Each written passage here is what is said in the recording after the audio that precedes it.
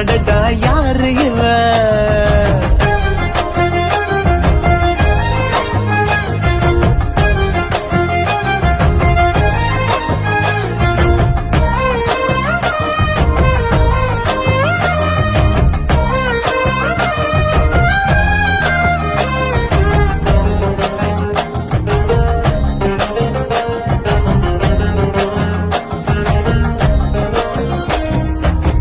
நில ஒன்று தரையில் வந்து நடக்குது எதிரில் நின்று எனக்குன்னு பிறந்தவதா என்று